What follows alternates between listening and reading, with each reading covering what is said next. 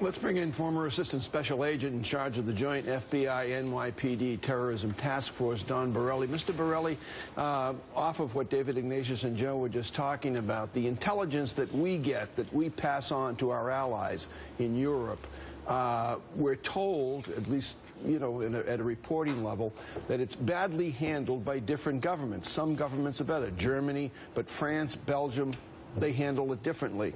How large an issue, a problem, is this in the fight against ISIS within Europe? Well, it's a big issue because, I mean, it really takes all of these countries working together to put the pieces of the puzzle and then figure out who these terrorists, the cells, and where they are and how they're connected. In my experience, the United States is very good at sharing information with our partners. I mean, some of the highest classified information I've seen shared across the border.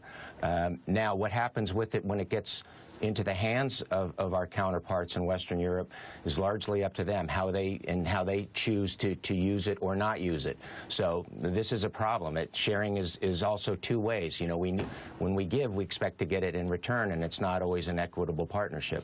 What is your impression of the way Belgium has historically, or at least over the last 5 or 6 years, handled that high volume of classified information about people within their own communities and operations supposedly ongoing within their own country that they seem to have an inability to take hold of? Well, I mean, I can't speak exactly to the nuts and bolts we do with each piece of intelligence that's passed, but if you look at the big picture and you look what's happened over the last few days, it's not been enough. I mean, you've had Salah Abdeslam missing for 4 months after the French raids, and it's not like he was on some remote island. He was right in the middle of the neighborhood where they expected him to be and where all of his counterparts are. So clearly there is a lack of a robust intelligence network there, and it's not to say that they don't have good professionals working on this, but I just don't. It doesn't appear that there's enough resources being brought to bear on this situation.